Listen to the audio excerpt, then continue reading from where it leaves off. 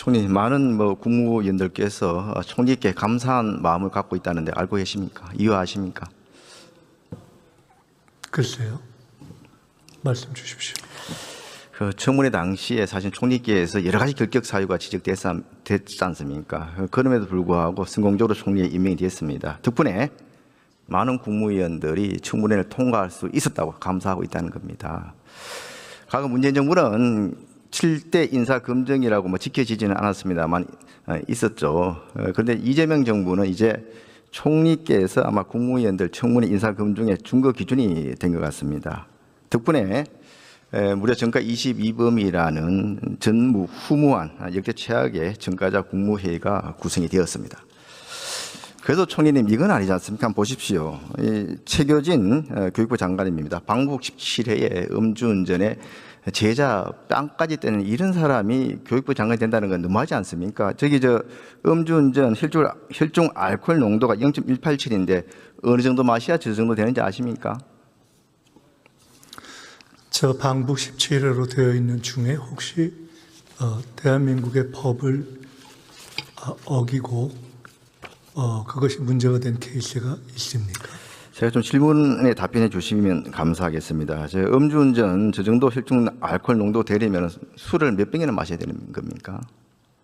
아니, 제가 제 문제를 앞에 PPT 띄우실 때는 제가 여쭤보지 않지 않았습니까? 근데 제가 답변을 드리려면은 지금 띄우신 PPT의 내용 중에 실제로 의미 있게 답변할 내용이 무엇인가를 좀 저 나름대로도 걸러야 될 것 같아서 제 앞에 있었던 부분은 논란 하면서 별 내용이 없는 부분을 쭉 쓰신 다음에 그 다음에 또 쭉 하셨기 때문에 음주운전을 여쭤보셔서 제가 한번 말씀드린 겁니다. 왜냐하면 우리 의원님 질문에 대해서 제가 답을 그냥 의미 없는 문답으로 해야 될지 아니면 조금 더 정성스럽게 해야 될지 저도 판단을 해야 해서 그래서 여쭤본 것입니다. 지금 최교진 장관 제기하신 내용 중에 저기에만 보면 방북 17회 이렇게 되어 있어서 저것이 어떤 내용인지 제가 잘 몰라서 한번 여쭤본 것입니다.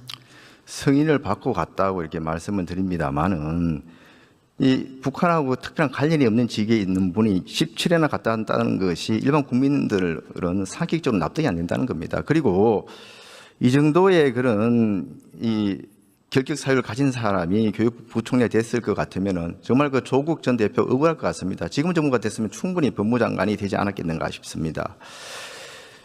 더 문제가 되는 것은 없는 예를 들어 북한을 왔다 갔다 했다 하는 것을 가지고 그것을 그냥 방북 17회 이렇게 해서 문제가 있다라고 프레임을 갖고 말씀을 주시면 저것을 보는 국민들이 어떻게 생각을 하겠습니까? 그래서 조금 달리 질문을 외교안보에 맞게 질문해 주시면 지금 외교안보 질문을 하려고 하고 있습니다. 이어서 좀 들어보시기 바랍니다. 법적인 근거에 맞게 북한을 17번 어떤 내용인지도 모르겠는데 가령 금강산 관광 같은 것이 있을지 없을지도 모르겠는데 그것을 가지고 외교안보와 관련된 질문이다라고 이렇게 주시면 참 답변하기가 저도 어렵지 않겠습니까? 들어보십시오. 지금 이재명 정부 들어서 동맹이 약화되고 안보가 무너지고 있다고 우려하시는 분들이 많습니다. 이런 안보 리스크 중에 저는 가장 큰 리스크가 인사 리스크라고 생각을 합니다. 저번 청문회 때 북한이 지금 우리나라에 대고 핵탄두하고 미사일을 겨누고 있는데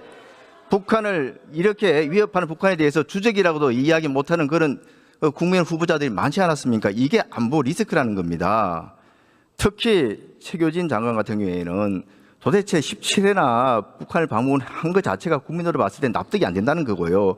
또 한 사람이 있어요. 김영훈 노동부 장관 4번을 방문을 했습니다. 그런데 정말 좀 경악스러운 것은 2번을 민노총 간첩단 그리고 그 창원 간첩단 그분들하고 동일한 시기에 북한을 방문했던 것입니다. 이걸 보면은 이분들은 국무위원 자리에 있으실 분들이 아니고 이게 이런 부분에 대해서 조사를 받는 자리에 있어야 되는 거 아닌가 이렇게 해서 물어보는 겁니다.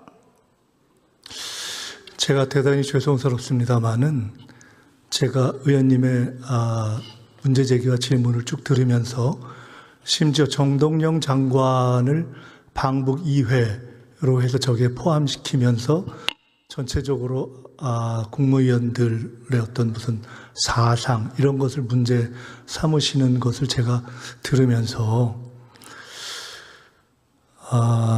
지난 정권이 군사 쿠데타를 일으켜서 안보의 기본을 무너뜨린 것에 대한 사실은 그 위에서 우리가 지금 새로운 상황을 헤쳐나가고 있는 거 아닙니까? 그 부분과 근데 별개로 제가 다른 국무위원들을 다 별개가 문제 아니라 삼지는 않습니다. 법적으로 문제가 안 되는 것을 최교진 장관 가지고 또 김영건 이렇게까지 장관에 질문을 대해서는 하시면 이 문제를 지혜에도 제기해야 기본이 되는 거 있는 거 아닙니까? 아니겠습니까? 지금 저것을 질이라고 보기는 어렵지 않습니까? 솔직히.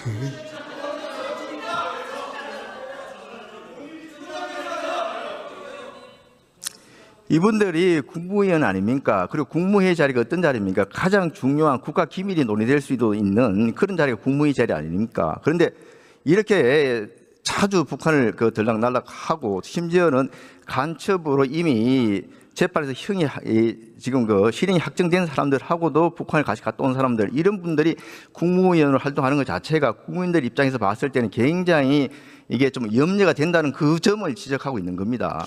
의원님 주신 지적은 그 자체로 사실은 비유를 한다면 어떠한 이유로건 합법적인 이유로 개성공단이건 또는 금강산 관광이건 또는 남북의 평화적 교류이건 합법적인 이유로 북한에 갔다 왔던 모든 국민들을 사실은 문제가 있을 수 있는 거 아니냐라고 묻는 것과 똑같고, 합법적인 이유로 갔다 오신 분들 하는 게 아닙니다. 이러저러한 이유로 정권에 반대한 모든 세력을 반국가 세력이라고 보아서 쿠데타를 일으켰던 그 논리하고 뭐가 다르겠습니까?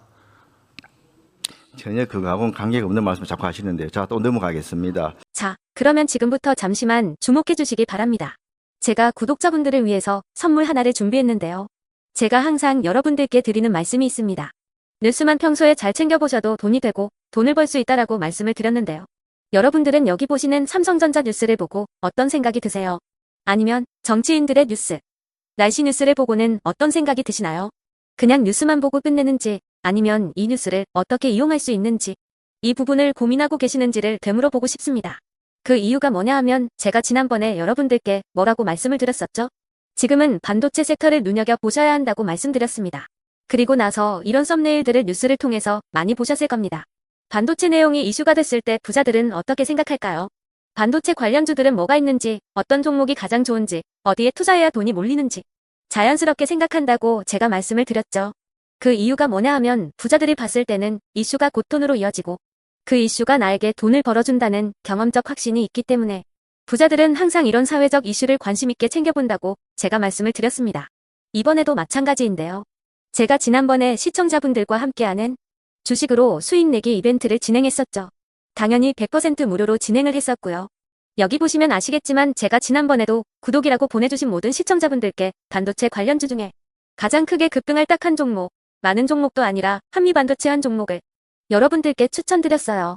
그러면서 여기 나와 있는 대로 정확히 얼마에 매수해야 하는지, 그리고 수익률이 어느 정도 나왔을 때 팔아야 하는지를 이런 부분들까지 여러분들에게 정확히 알려드렸었는데 지금 실제로 어떻게 되었다?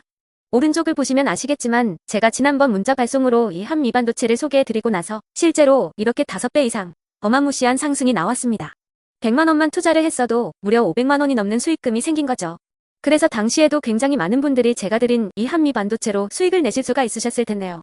또 최근에도 두산 에너빌리티라는 종목을 소개해드리고 2배가 넘는 상승이 나와주었습니다.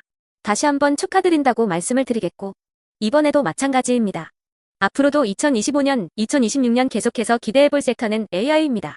그 중에서도 AI 반도체는 그 누구도 부정할 수 없는 미래성장 산업입니다. 그러면 우리가 어떻게 생각해 볼 수 있을까요? AI 반도체 종목 중에 앞으로 크게 대장 역할을 하면서 10배 이상 급등할 수 있는 템베거 종목을 지금부터 열심히 추적해야 한다는 겁니다.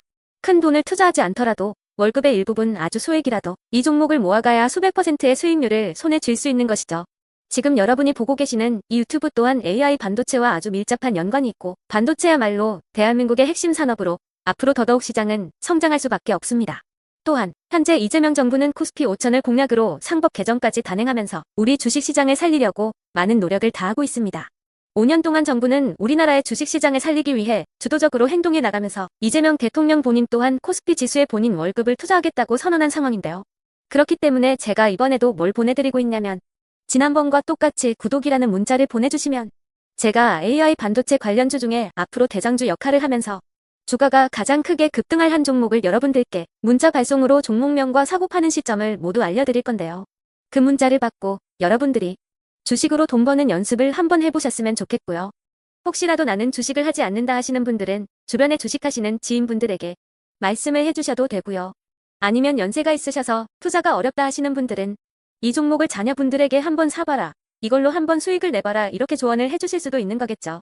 그래서 지금 이 영상을 보시는 시청자분들 중에 나도 이번 종목이 좀 궁금하다 하시는 분들은요.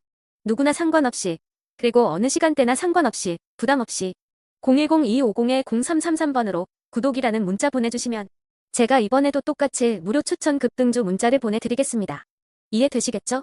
제 번호 010-2250-0333번으로 구독이라는 문자 보내주시면 여러분들이 직접 이슈를 통해서 돈 버는 연습을 해보실 수가 있는 거고 제가 돈을 받는 것도 아니고 투자를 대신해 드리는 것도 아니기 때문에 부담 없이 신청해 주시면 되는 겁니다. 그리고 수익이 나면 저는 다른 것은 하나도 바라지 않습니다. 제 채널에 구독, 좋아요 한 번씩만 눌러주시라. 이렇게 다시 한번 말씀을 드리겠습니다.